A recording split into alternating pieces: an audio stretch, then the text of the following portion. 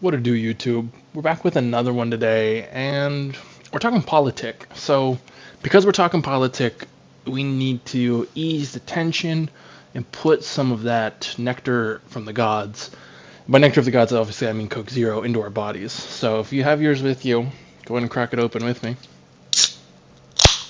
Oh, that's good. Take a sip. Mm-hmm. Okay, so we're talking politics today, but specifically, what is it? You can see from the title that we're talking about a very old dead man named Plato, who essentially is the father-ish of Western philosophy. He was the student of Socrates, who really wrote. Socrates didn't, that we have, write anything down. So it's all coming from Plato, especially in what I'm referencing today, is coming from Plato's Republic, where the main character is Socrates, who is engaging in dialogue. You've also probably heard of Plato's student, who is my favorite philosopher of the three referenced there, and that's Aristotle. I just really like his physics and his metaphysics, and he really kind of started modern empiricism. So shout out Aristotle. But we're talking about Plato today, and we're talking about Plato's politics because of its relevance to today's time. Today we're talking about how Plato essentially called MAGA, and how MAGA chuds prove that democracies will never really work. So what we're going to do is we're going to go through Plato's critiques of democracy, of which I have four. I'm going to use a metaphor called the ship of state, which is what Plato used in the Republic as well, through Socrates. And then we're going to finish it off with Plato's ideal form of governance, which, in all honesty, is similar-ish to what I would want out of a societal system. So we'll start with the critiques of democracy that Plato has. And in each of all of these, I'm going to give examples of how MAGA embodies the critique in and of itself. So first off, we have the dangers of excess freedoms. This is crazy apparent in today's time. So some of the things that I thought of initially, well, the biggest one was gambling. In the past year, Americans spent more on gambling than any other form of entertainment. Especially the young men in my generation, it's just a bunch of degenerate fucking gamblers, bro.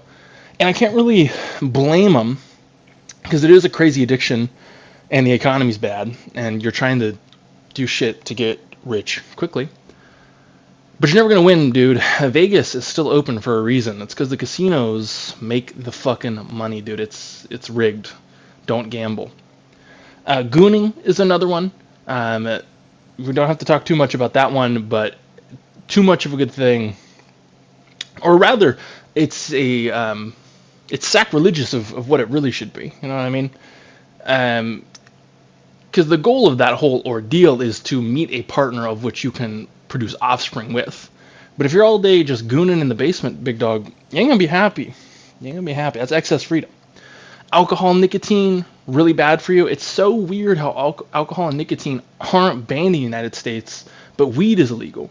Yet nobody dies from weed each year, but I can tell you probably thousands of people have died today just of alcohol and nicotine related deaths.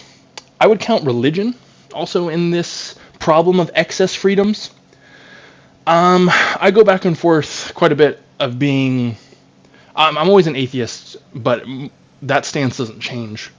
But more so the proposition of being an anti-theist kind of rocks my boat, you might want to say, where you just look at what's happening in the world, especially the wars going on currently. It straight up wouldn't be happening if it weren't for the three Abrahamic religions. If we didn't have crazy Christian fucking meatheads in America, if we didn't have Zionists trying to exterminate everyone in Palestine. And then on the inverse, I'm not a fan of the Muslim religion. I'm not a fan of Islam. Obviously nothing against people who hold that religion. I'm just saying it's got backward ideas that don't match reality as it is today. So all of those things are excess freedom, of which a rational society, in which we will talk about later, Plato's ideal form of governance, wouldn't be allowed. And then finally, I don't know who is a better embodiment of excess freedoms than Jeffy Epi. Really, all the maps on this game are? All right, number two is that selfish leaders will arise through populism. And if you can't connect that one to current MAGA, you're probably MAGA. So obviously Trump is the perfect example of this. A selfish leader who's rising through populism. He has no true ideology. It's just rhetoric that is used to get people angry. Get people using their amygdala, not their prefrontal cortex, keep them scared, keep them irrational, use problems of today without actually offering solutions that are actionable. That's what that is. Trump's also a pedophile. Some people are legit fucking stupid is going to be Plato's third point. Now, obviously, I'm translating a little bit from the original Greek, the original Greek here, but especially in America, people are so fucking stupid. Get ready for this stat. As this one just drives me nuts every day. 50% of Americans still deny biological evolution. Biological evolution is on par with the Earth not being flat. A lot of them. You know what I mean? Like evolution has more evidence than gravity has evidence. So if you're denying evolution, you're denying gravity. And it's actually it's a really interesting phenomena. All flat earthers are evolution deniers who also are always Christians and Republicans. It's so weird how that works. It's almost like there's some correlation there. The last one is that leaders in democracies are unequipped with skills and morals. And again, this is going back to the second one, man. That sounds a lot like the pedophile in chief. That sounds a lot like Donnie Diddle's kids. Does it not? Does it not sound like leaders in democracies are unequipped with skills or morals? I don't know about you, but I know that motherfucker Donald Trump does not read more than a 6th grade level. You guys are probably super He shits his pants daily, and there's nothing wrong with shitting your pants, but I don't want the president shitting his pants, right? And he's also a child rapist pedophile, and 1/3 of Americans still support this motherfucker. So this is going into the larger thesis of how MAGA embodies that democracy is just straight up always going to be cooked.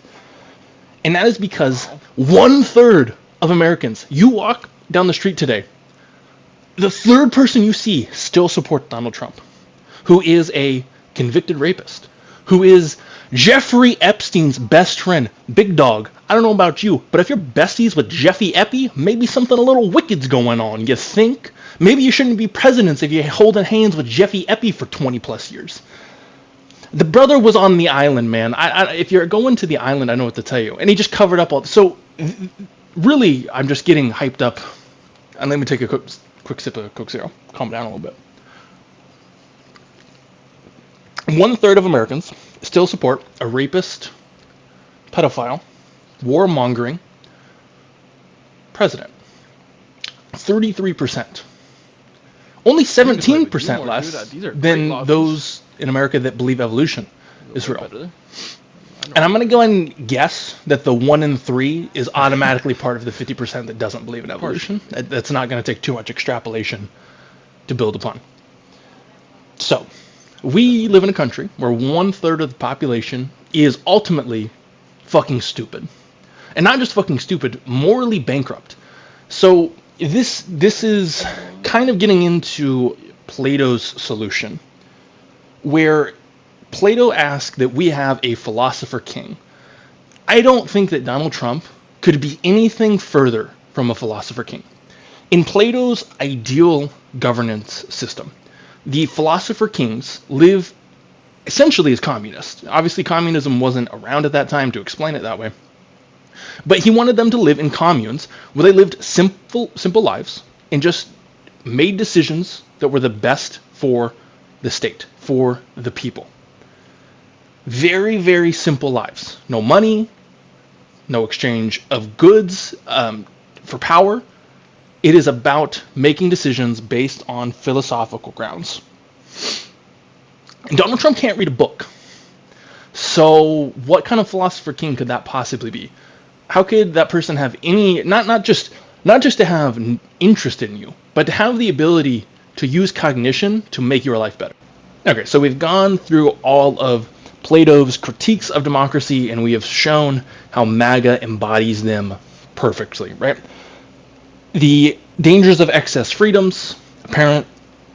The self-interested leaders arising through populism. Yeah, Donnie Diddle's kids, obviously. Just people being fucking stupid. Most Republicans aren't educated. And if they are, it's kind of a fake education because America has a shitty education system. And I'm saying that as someone who has went through it and taught in it. Our education system fucking sucks. And I will actually talk about that in another video.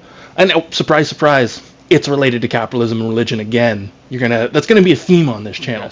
But hey, Donnie's Diddles kids, don't come kicking down my door just because I'm slightly critiquing you, right? Because this is what's happening in America today. You're not allowed to have free speech unless it's going in line with the regime, so to speak. And then we have the leaders unequipped with skills and morals. Again, Donnie Diddles kids embodies this to an absolute perfection. You couldn't even write a character so cartoonishly moronic and evil and fat and a pedophile. So there's that. Okay, let's move into the ship of state metaphor. Ship of state. We have a bunch of people on a boat. We have the captain of the boat. He got to be captain of the boat because he's the biggest and strongest, but he doesn't really hear well. His eyes don't work that well, and he's kind of fucking stupid. How did he become captain of the boat? Well, he had the most money. So you have everyone else on the boat vying for this spot of captain to take this spot of leadership from the current captain, but they're all doing it out of self-interest, not because they know how to navigate, not because they know how to captain a ship, but they want the acquisition of wealth and power. And this is exactly what we see in democracy today. AIPAC put $70 million into a primary race in fucking Michigan, big dog. Yeah, this shit is about money. It is entirely about money. People who run are doing it for corporations. There's a very select few that aren't doing that in America today. And then you have all these soldiers who are quarreling and they're fighting and I want to be the captain and they're self-interested. And on the side of the ship you have the navigator who actually knows how to fucking navigate, but he's quiet and he's reserved because he doesn't want that acquisition of power and wealth. So, what does Plato recommend we do? So, he thinks that we should break this into a 3-tier system where you have philosopher kings at the highest tier. These are people who are living essentially a life in communism. They live in communes, farms, where they live very simply. They're not living in golden ballrooms, getting jets from Qatar, who have 18 different houses and who have made $5 billion as president, right? That's not what we want out of our philosopher kings. Then you have the auxiliaries, which are essentially the soldiers, and those are people that don't, hopefully they don't have to be used in a military capacity. They could be used in other senses to protect the kingdom or the nation state.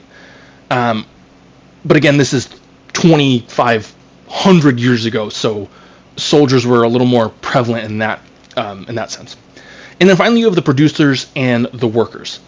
And again, these are the people that are just your normal run-of-the-mill. This is me. This is you. And we need a philosopher king that can stand up and have real morals, real values, real skills, not a rapist, pedophile, warmongering, war criminal, orange fuck, diddling kids.